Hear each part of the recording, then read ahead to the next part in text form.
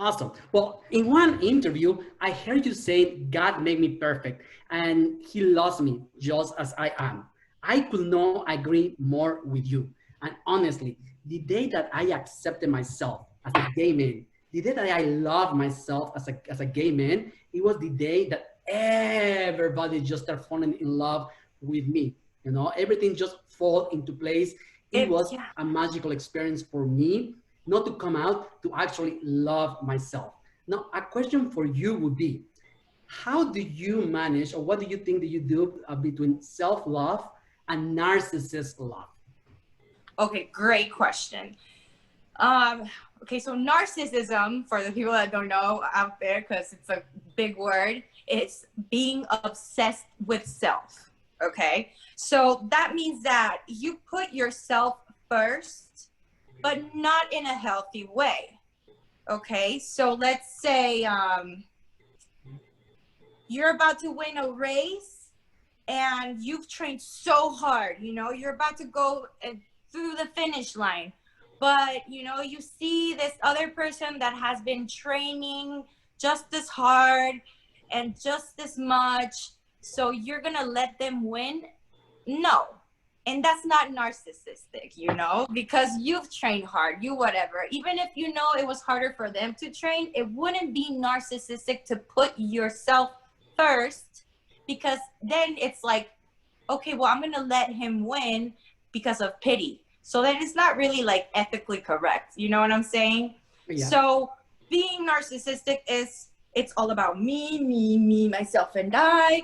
Others come here, others come, but like you never ever stop caring about just you and what benefits you only. As of, hey, I have my defects, or but yours isn't a defect. I mean, a lot of people might think so, but I think being gay is just being gay. I mean, I'm very open-minded, but I mean, I was also raised, behind a lot of cameras, and I saw a lot of stuff, so it's not gonna freak me out, for somebody to be like, I'm gay, I'll be like, awesome, I'm Frida. Awesome, awesome. Because you know what? And I was saying that we have received a lot of comments and questions for you. But honestly, the gay community was the one that just rainbow over my Instagram. They took over and they all be asking, we want to know who Frida Sofía is. We want to know about her. We all identify with you, and we identify with you because, the day that we do come out of the closet, everybody has an It's opinion. energy. It's the Everybody energy wants to you know. attract. The moment you love yourself, you put out this energy out there, and it's contagious. And it's not only that, like, people start coming to you. It's just opportunities, it's everything. And you start being grateful for things that you didn't even realize you had, which is awesome. Exactly. It's awesome. And it really is something that you have to grow into, and you have to stop comparing yourself. You have to stop making comparisons between, well, look at her and me, and no, it's all about what do you need to be happy, and it's not material. Like, what do you have to say that you haven't here, that you haven't, that makes you feel repressed? And that exactly, because the day that we come out of the closet, besides everybody having an opinion about us, we have to reinvent ourselves. We have to we're like the phoenix, we have to heal, and we have to just came out of the ashes and say, well, that was past me, now this is the new me, and we have to empower ourselves. And I think that that's why we understand you so much, because we saw you grow, we saw you You know what, it's a metaphor. You're not gonna go to war expecting not to get hit. Exactly. You might even get killed, right? Mm-hmm. But you have a shield. So that is what I have. That is what I had to create against all the people in society that wanted me to be this. I was like, no, you're not gonna tell me who I am. Okay? Exactly. You're not gonna tell me who I am, but you're not gonna define me. You're not gonna Exactly. label me, and I'm not gonna walk around with whatever label you call me, because I am who I am. God made me perfect in his eyes. Okay. So if somebody is mad about it, then I'm sorry, you know, like go, I don't know. I don't care anymore. That's the thing. I don't care. And it doesn't affect me because it shouldn't affect you. It's when somebody comes and tries to give you a gift, if you accept the gift or if you don't accept it, is it yours or is it theirs? It's not yours. Yeah. There you go. But so you know you're going to get insulted. You know you're going to get talked down to. You know you're going to get humiliated. Okay? But if you have that shield and that thick skin that you have to have, because there's a lot of people out there that just put on this face and this facade and that go and attack you when, for example, they're the gay ones. The homophobes are the gayest. Literally. Yeah, but see, what we want to know is about you. We want to know about your music. It's the same for me. What's your music? What's your new project? What are you working on with that freaking amazing voice of yours? I mean, I try to compare it, but there is no comparison, you know? I hear you singing back to back and wow, you know? See, I love that. I love acoustic. I love more raw. Like the songs that are out right now, my producer hates me for saying this, but I just don't care because it's how I feel. I don't really like them. I don't, you know, it's not me. I have so much more. And it's so much more deeper and darker that a lot of people sometimes are like, whoa, whoa, whoa. But I'm like, look at Billie Eilish. Look at all these people. I mean, they're not writing about flowers and stuff, and everybody relates. So don't tell me you're living in this, I don't know where you think you're living, you know, La La Land. But you know, it's music is touching. Everything is. So I'm a very sensitive person, and I'm very empathetic towards people. And just like, you know, you're gay, I am gay in my own way because I go against so many things that society has already established and people have followed, but that doesn't mean that that's going to be my norm, you know? No, definitely. We get it. And you know what? We want to hear you telling us your story. And honestly, people say, preferably through your voice, preferably to music, preferably to your talent. Because, you know, anybody can sing, but nobody can project or has gone through what you have gone through, nor we understand because we identify with you. So yes, any new music coming out soon, anything soon that we got like, yay, we are waiting for? Or should we have to write a song for you? I've had it there. That's the thing. I'm like so desperate because I play the piano, so, you know, I write songs myself, but sometimes it's just kind of like so personal. Like some of my songs are like, whoa, you know, but I know that I will touch people out there that feel or felt the same way as I was feeling, you know, because some of my songs were written during really horrible times, but when it feels dark, you're not alone. So why not share it, you know? Because then I also have happy songs. You know, and that's life. Life is highs, life is lows. I know for experience, you know, one day I'm a healthy real estate agent making money in Beverly Hills. The day after, an African radiation therapy going through it. And I guess that's what humbled me. And I learned so much from it. I was like, okay, there is no high, there is no low, there are both. And we just have to learn to live. And one of the things that we are here is about that. It's about helping each other that are going through hard times, people who are perhaps misunderstood. And we are like, you know what? We want to hear you. We want to see you. We want to know about you. So that's what we are doing in this community. Huh, David? And it's not bad. Like, I feel like when you're going through a bad time or something, you know, sad, most people just push it aside and choose denial. I feel like denial is very dangerous. You can get lost in denial, and it's not, it's very cowardly to do so. And I feel like you will never evolve from that. So when you learn to say, hey, maybe you messed up, or maybe you didn't, or maybe both, if it's a relationship, both of you messed up, or, you know, but whatever the problem is, you should be able to face it, accept it, and then solve it with whatever is in under your control, whatever is, you know, that you can manage or do, whatever, but don't worry about the things that you cannot control.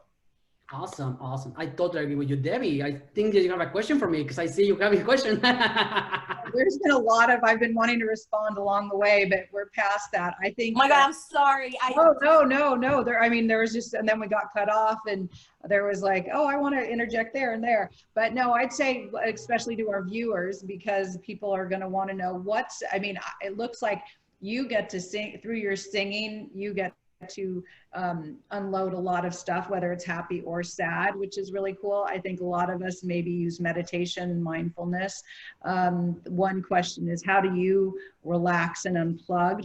And number one, and then number two is, what's a day in your life? What does it look like from singing or working out, or, you know, or whatever you're doing? Because I think people would want to know that from someone who is a singer and famous like you.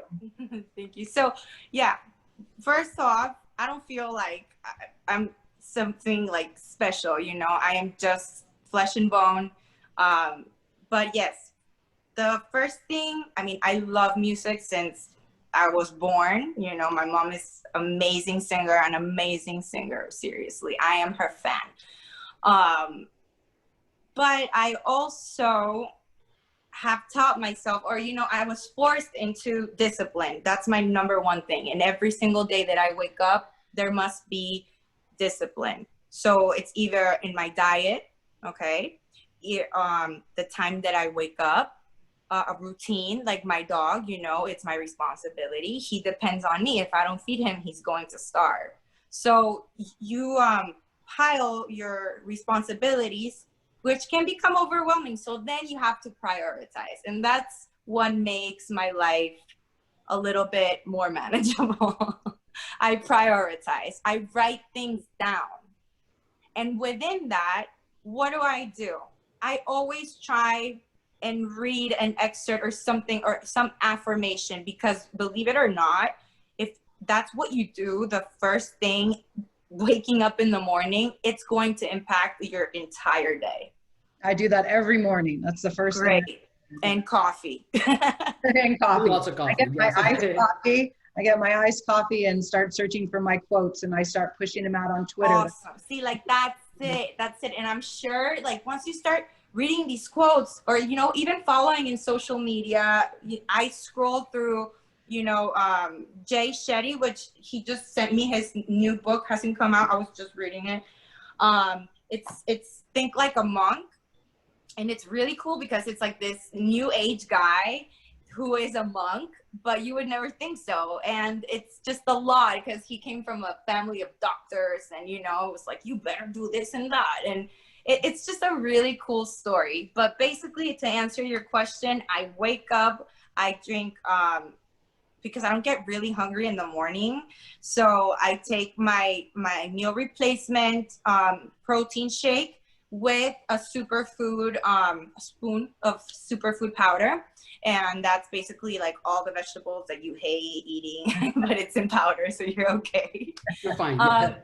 Yeah, so from there, I usually start answering all my emails in the morning.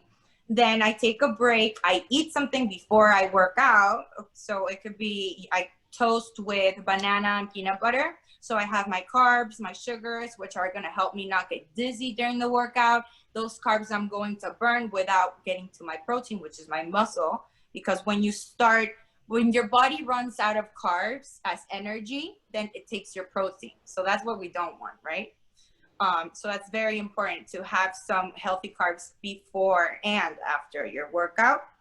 And then after that, I love going into the steam room, which I have not touched because of the COVID, you know, like, no, thank you. I would just sit on my balcony and sweat. Actually, I love the steam too. And I ordered something called Higher Dose. And I do that once or twice a day, and you turn it on and you just lay down in it, and you totally detox sweat. Yeah, no, and it's amazing. I heard about that because that thing doesn't dehydrate you. It'll just give you enough to where you need it. Great. It's really, Yeah. Yeah, no, and you feel great after. yes. I already did it this morning. Good. Yeah, so detox, then I usually, well, if I have to record, I usually like record videos or edit my own videos. I do a lot of, you know, editing on my computer.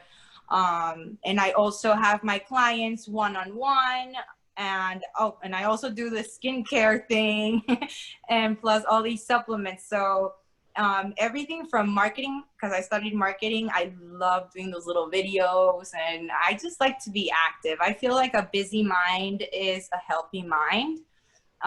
Definitely boredom is, or, you know, having too much time in your hands that's being wasted is kind of like the devil's little, how do you say, cunita, you know, like you just giving it space to go in there, whether it's a vice or just procrastination or whatever it is, you know, everyone has their own thing. Perfect. Awesome. Awesome. And I believe that Diane has a question for you. So please, Diane, go ahead. I can help asking you, what advice can you give us to achieve the most wanted six-pack? For me, 1 glass of water and I feel swollen. Yeah, no, I mean, of course. And trust me, water will make you swollen, but it'll go away. Don't worry. So the best advice for a six-pack, stop asking me for a six-pack because it's up to your genetics. No, I'm telling you. So yes, I cannot give you a six-pack as a trainer. People are like, I want Jessica Alba's body. I'm like, mi amor, pero you are not Jessica Alba, and I'm not telling you that you might have better abs, you know, or we don't know. Let's just carve in there, and we'll see. But what I can tell you is that the best, not secret, because it's not a secret, to a six-pack is, first of all, diet. Okay, and remember, I'm not talking about like just a diet. So healthy eating habits and lots of water, lots of water. Okay, that's gonna tighten your skin. It's gonna make it really favorable for your body and the effort it has to go through to really make that change. Okay, and also always have, you know, your macros. It's very important for you to figure out how much intake of protein you need a day, because if not, then the fat starts accumulating and you might be working out, and guess what, you might be skinny fat, and that sucks. Because it sucks, because you're like, I mean, you feel the abs, but then the fat is there, and it's because you haven't broken that other habit. You haven't replaced it. It's just added, you know? So it's like, okay, well, now you're going to be skinny fat. Like, no, let's do this thing the right way. And you're just going to slim down to the point where you're just going to love your body. But what you're going to really love is the way you feel, so much that I promise you that every single one of my clients that came to me for abs is like, not even thinking, and they already have the abs, you know? So there's different types of abs too. You can have the straight line, you can have the cut abs, and it's all genetics. Well, on that note, we just want to add that if anybody like to have a coaching session, Frida Sofía is here for a private coaching, right? So if one of our viewers like to get some private tips with you, how do they get in touch with you? Okay, so I'm always available for assessment on I have 2 Instagrams. One is iFridaG, and the other one is Frida Sofía Tips with underscores. And right there, I assess everything. So if you're looking for fitness, then, you know, I'll give you a link to another page where I'm also there. I work like crazy. And yeah, so I try and give you, obviously I have to take your BMI and whatever, but it's not that hard. I work with my Fitness Pal. It's an amazing app. You enter your weight, just basic info, and it'll give you exactly how many calories you need to eat a day in order to achieve whatever goal you want. So let's say losing weight, which I just can't stand when people say that, because what really matters is your measurements, you know, the way you look, because you will be heavier. And for example, my BMI is 30. That would be considered obese. You, of all Which people makes in the no world. sense, because according to my height and my activity level, then the BMI would change, and the BMI really does not reflect my body fat percentage. So you can't call me obese even though my body fat percentage is about 30. Wow. So see all these I don't see how you got misconceptions. there anyway, but wow, impressive. But we want to say thank you very much for your time. We really appreciated you sharing all these amazing tips. You know, Quantum Family is here for you. We want to have you as many times as you like to come back, share any information, keep all the positivity, keep all the good stuff. In here, we only talk about good stuff. We support you, we see you, and we are ready to work out with you and ready to hear you sing and just share your talents with you. I'm so thankful. Thank you so much for all these awesome questions.